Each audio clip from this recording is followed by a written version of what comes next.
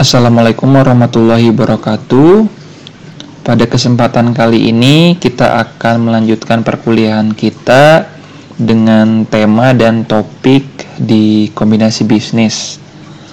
Seperti yang sudah saya berikan materi sebelumnya di recording sebelumnya mengenai kombinasi bisnis, pada dasarnya ataupun secara definisi di kombinasi bisnis ini adalah satu atau dua perusahaan dan juga lebih yang kemudian mengkombinasikan ataupun menggabungkan usahanya, baik dalam bentuk merger, akuisisi, ataupun konsolidasi.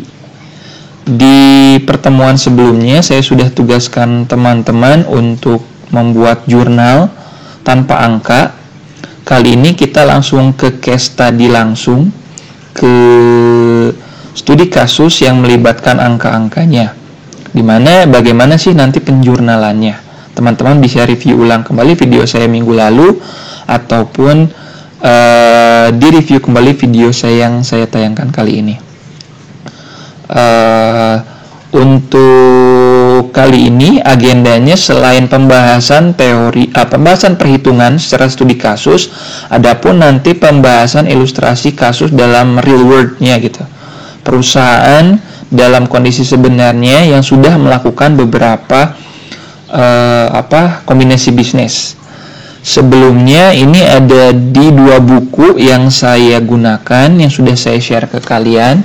Yang pertama adalah buku BIMS yang sudah saya share ke kalian, ya, bisa dicek kembali. Yang pertama, yang kedua nanti ada di buku Christensen Becker, ya. Buku yang pertama adalah buku BIMS, yang kedua adalah Christensen Becker. Teman-teman bisa cek kembali, ya. Saya akan bahas yang ada di buku BIMS dulu. Saya harap tidak ada kesulitan buat teman-teman semua, karena memang literatur berbahasa Indonesia sulit ataupun jarang yang berbentuk file. Jadi seperti biasa pasti international version, di mana secara case study ataupun secara pembahasan jauh lebih luas dibandingkan yang berbahasa Indonesia. Ya, oke, kita bahas di sini. Adapun pembahasannya adalah illustrations of an acquisitions. Jadi nanti ada ilustrasi dari akuisisi itu sendiri. Di sini teman-teman lihat ada gambarannya, kurang lebih ada laporan posisi keuangan, ya, financial positions, balance sheet. Di sini illustrationsnya ada dua perusahaan, PIM Corporations, ya, mengakuisisi net assets dari Sun Company. Berarti di sini ada dua perusahaan, yang pertama adalah PAM Corporations, yang kedua adalah Sun Company. Dapat dipahami ya, PAM Corporations yang pertama pihak yang melakukan akuisisi, yang kedua adalah Sun Company, perusahaan yang diakuisisi. Ya. Di sini apa yang diakuisisinya adalah net assets.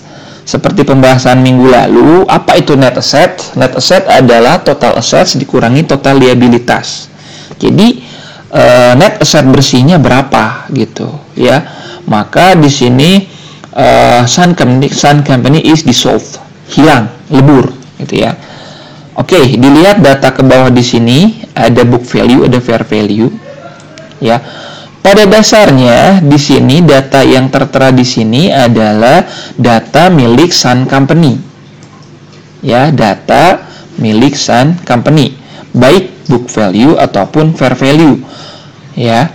Di mana book value di sini adalah nilai yang ada di buku Sun Company sampai dengan periode pengambil alihan atau akuisisi. Sementara fair value adalah current date, pada saat akuisisi itu terjadi.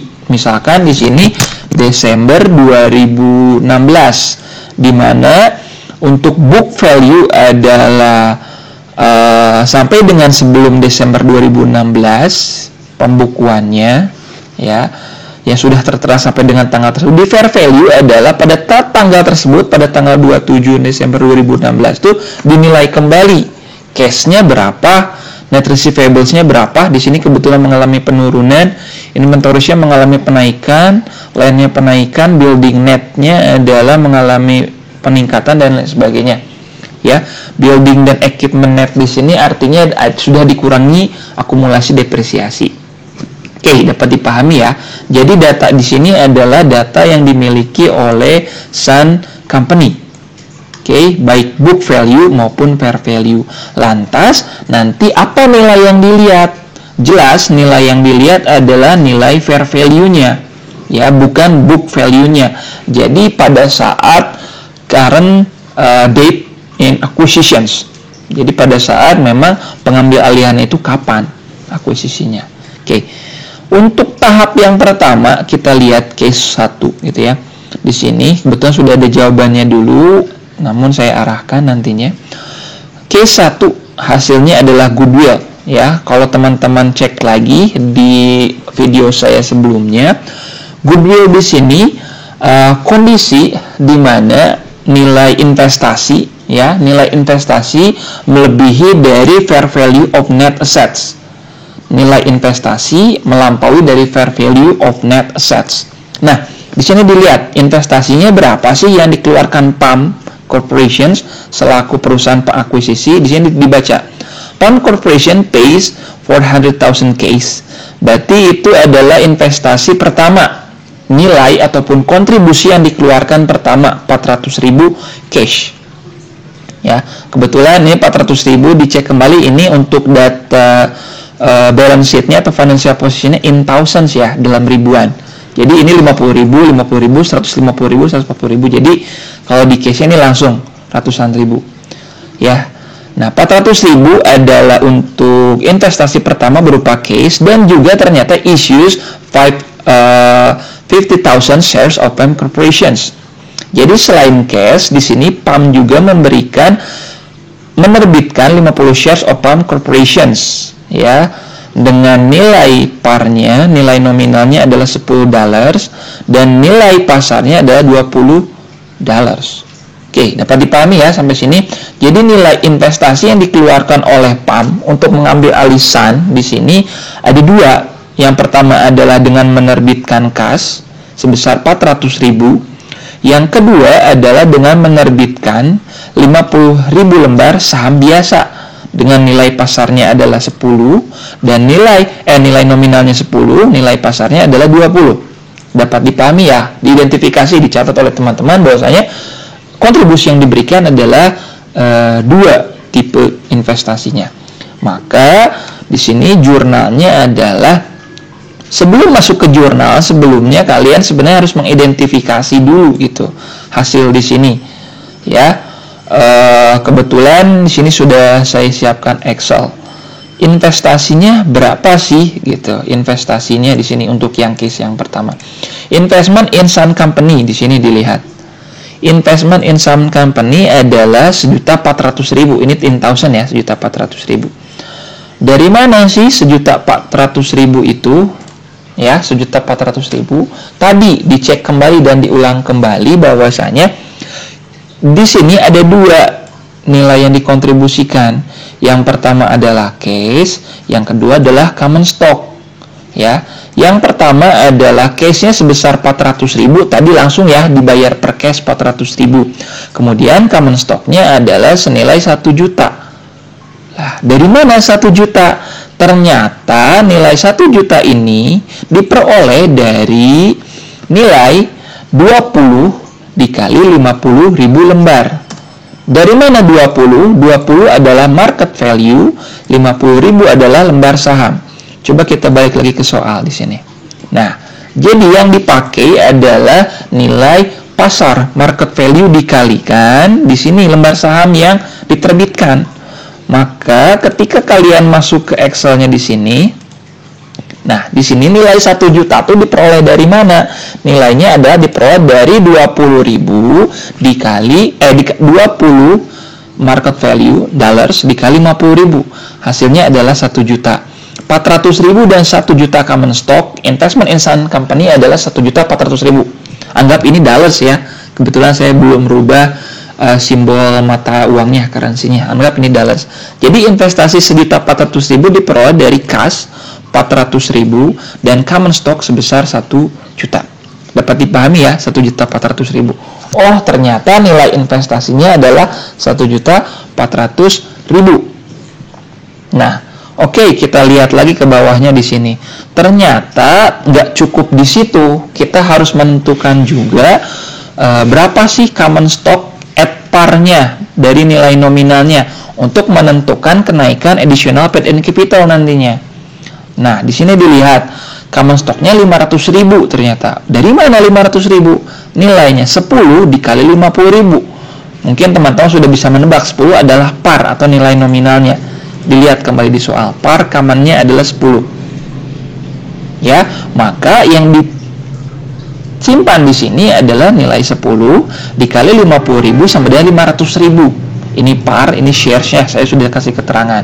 Maka 500.000, kemudian nilai common stock yang terjual di pasaran adalah 1 juta, maka selisihnya adalah 500.000 additional paid in capital.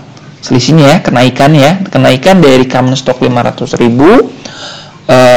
laku di pasaran adalah 1 juta, kenaikannya ada 500.000. Jadi bahasa simpelnya gini, lembar saham yang tertera di lembar saham tuh nilainya adalah 500.000. Ternyata ketika di pasar saham ya atau di pasar modal, laku dijualnya adalah mekanisme pasar membentuk 1 juta. Berarti untung dong ya, karena mengalami kenaikan. Yang terteranya 500.000 ketika mekanisme pasar membentuk nilainya 1 juta. Maka kenaikannya additional paid and capital-nya adalah 500.000. Ya, sementara nilai investasi tetap 1.400.000. Oke. Satu lagi adalah yang harus kalian ketahui, saya belum sempat memasukkan di Excel, lupa tadi, adalah dengan sudah mengetahui nilai investasi ya, investments di sini ya. Investment, kita juga harus mencari nilai. Kebetulan tadi sudah ditetapkan bahwasanya di sini katanya bahasanya goodwill. Berarti kalau bahasanya goodwill, investment lebih besar dari fair value of net assets. Coba kita lihat fair value of net assets-nya. Ini investmentnya kita sudah ya 1.400.000. Nah, fair value of net assets-nya berapa gitu untuk mencari di sini nantinya goodwill. Fair value of net assets-nya. Di sini fair value of net assets-nya ternyata coba kita lihat. Di sini. Cara mencari fair value of net assets adalah total assets dikurangi total liabilities. Kebetulan di sini sudah ada net asset-nya 1.200.000. Karena dari mana? 1.440 dikurangi 240. Sepakat ya, total asetnya. Ini total liabilities-nya. Kebetulan ini enak di laporan balance sheet-nya tidak disertakan equity. Ya, jadi langsung total aset dikurangi total liabilities, maka selisihnya adalah 1.200 ternyata.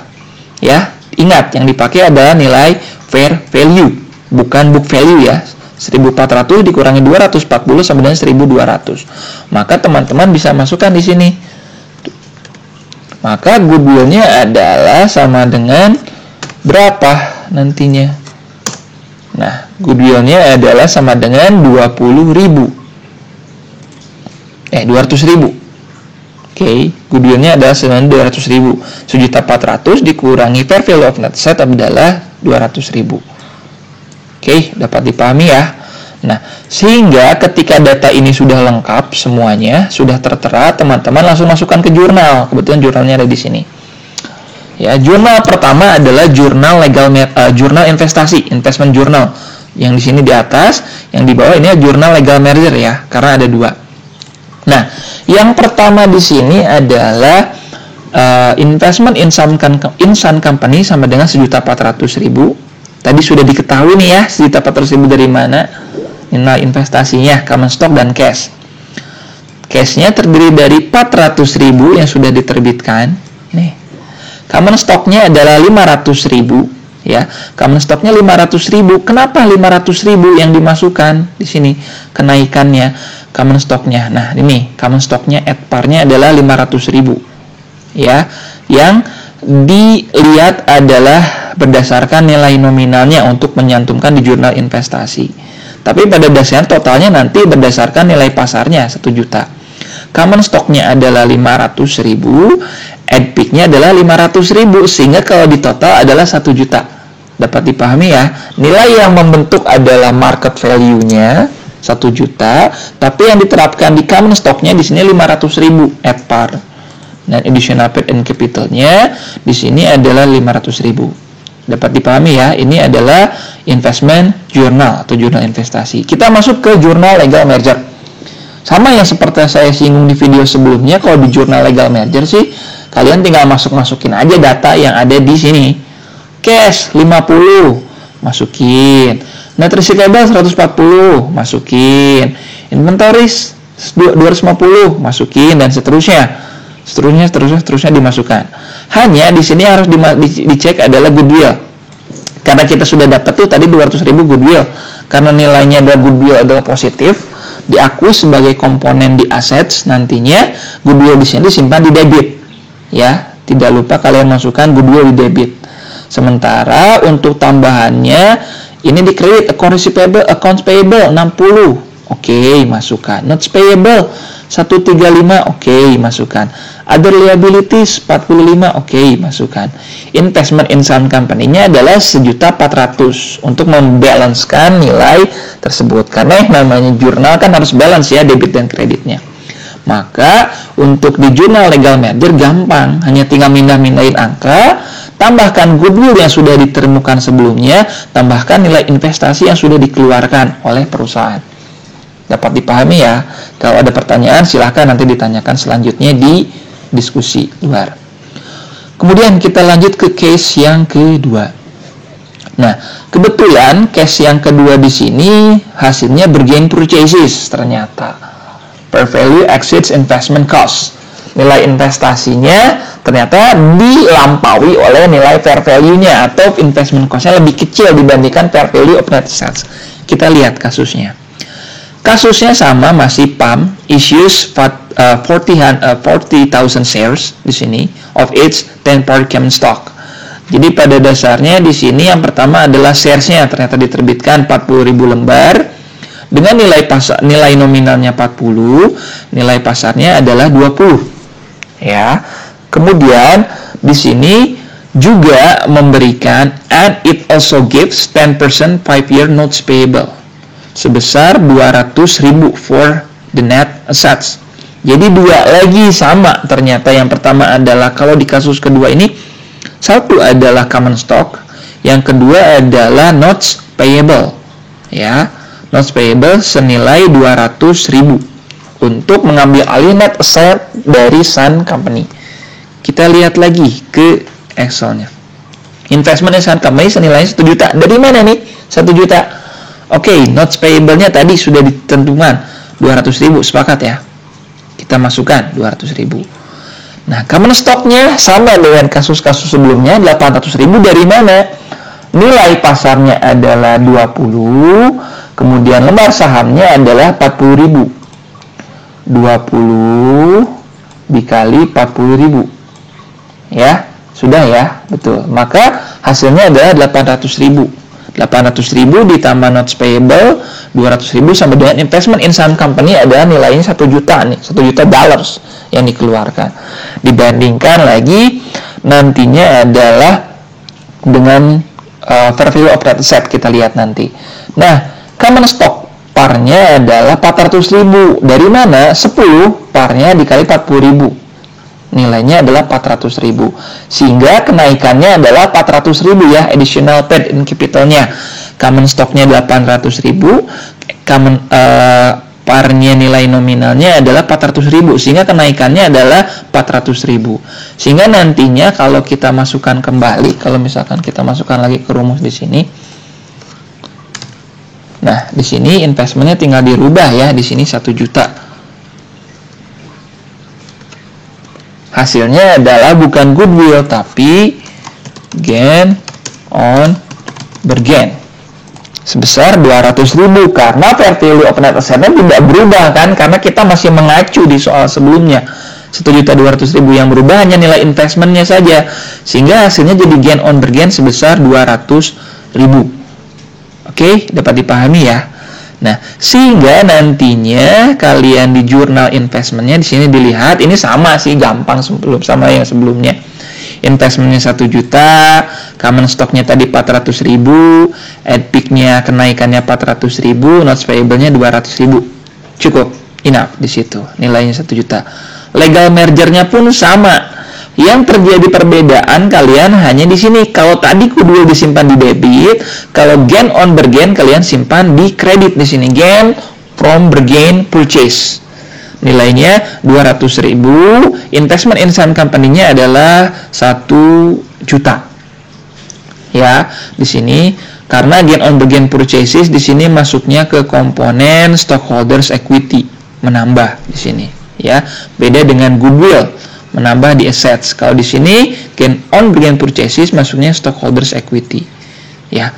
Kurang lebih itu gambaran dari kasus perhitungan di buku BIMS. Jadi teman-teman harus bisa sudah tahu bagaimana menentukan goodwill, bagaimana menentukan gain on bergain purchases, bagaimana menentukan peningkatan additional paid and capital, ya.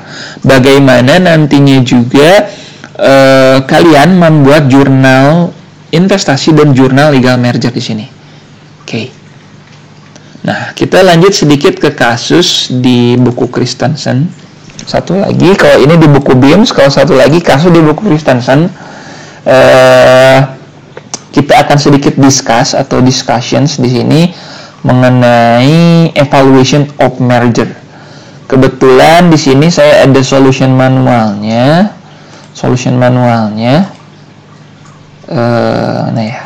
Nah di sini solutions manualnya, evaluations of merger. Nah, C1, 2. Nah, di sini company-nya namanya adalah Kuno. Ya. Oh, 2 ternyata ada 3M Corporation acquired Kuno Incorporated. Berarti di sini nama perusahaannya ada 3M. Dia mengambil alih Incorporated Kuno.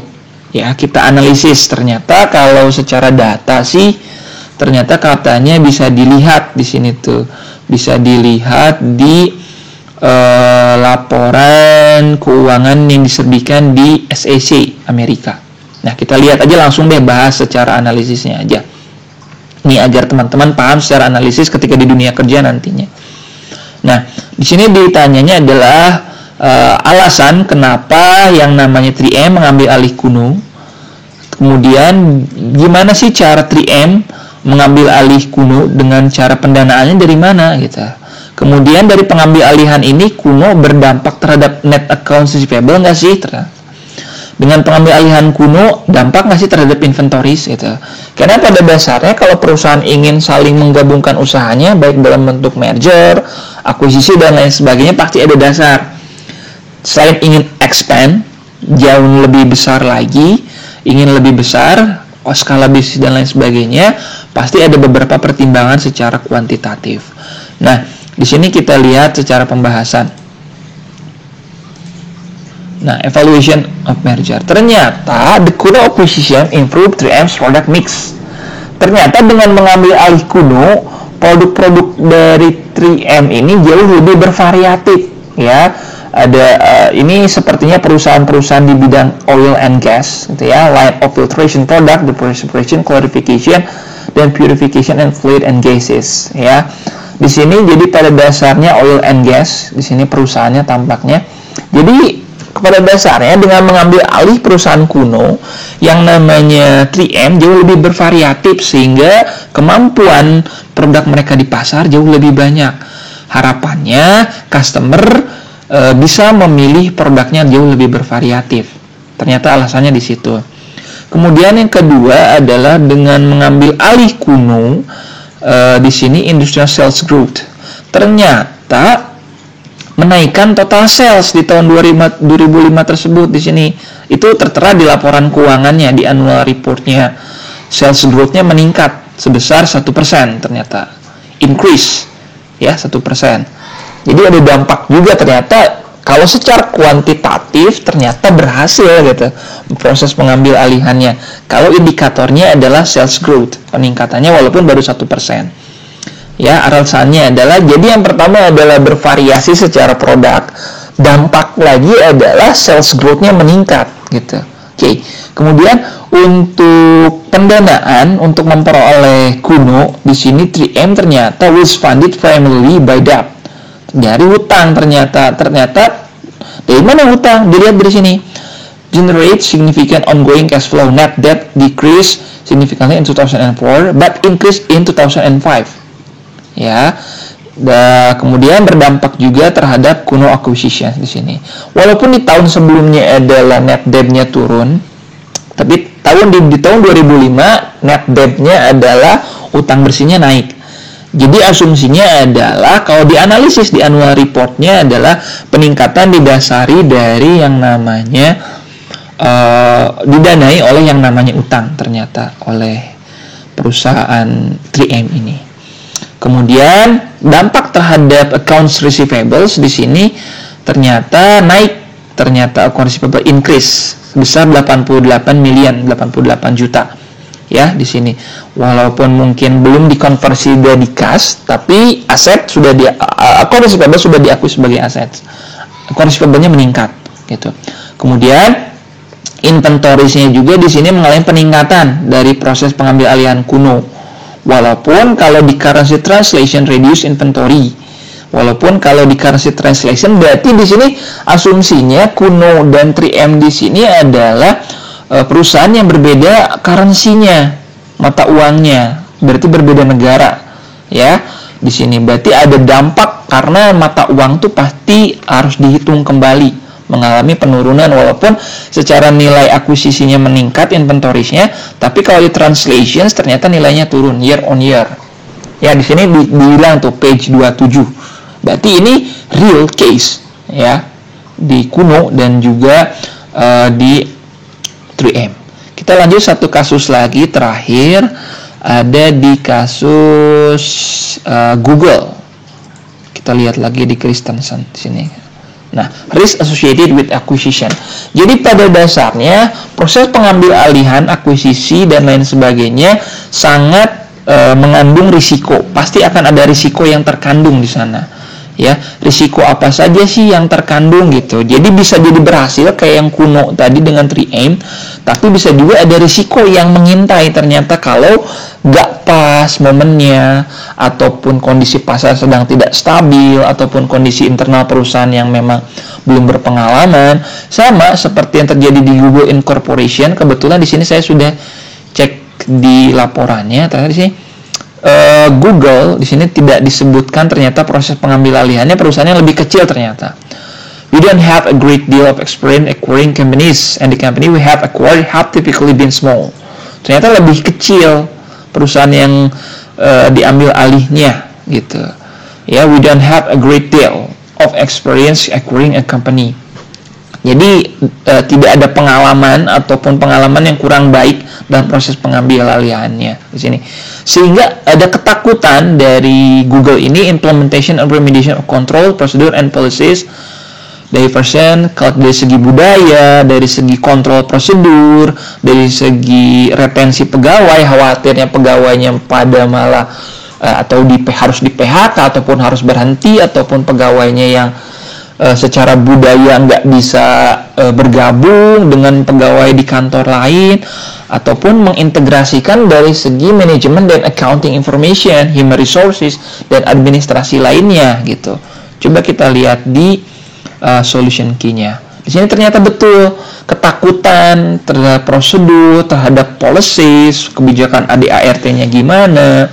Karena menggabungkan perusahaan ini tentunya harus menggabungkan dua kultur yang asalnya kulturnya harusnya seperti ini, harus menyesuaikan kembali. Kebudayaan perusahaannya seperti ini, harus seperti ini kembali. Ya, khawatir ada biaya dari segi mengedukasi kembali karyawan. Gitu ya, ketika perusahaan bergabung, ada sistem yang baru, ada language yang baru, ada currencies yang baru, economic, political, regulatory risk yang baru gitu ya, harus mendaftar kembali misalkan ke bursa saham kembali dengan nama yang baru, tentunya ada pertimbangan-pertimbangan di sana. Dan Google merasa ada kekhawatiran karena belum berpengalaman terhadap pengambil alihan perusahaan. Jadi kesimpulannya adalah bisa berhasil seperti Kuno dan 3M, bisa juga ada ketakutan seperti yang dialami oleh Google. Jadi banyak faktor yang disebabkan berhasil ataupun gagalnya proses pengambil alihan. Dianalisis kembali dan dibaca kembali oleh teman-teman. Demikian kuliah saya hari ini. Mudah-mudahan bermanfaat. Jika ada yang ingin didiskusikan, ditanyakan kemudian di forum diskusi. Terima kasih. Wassalamualaikum warahmatullahi wabarakatuh.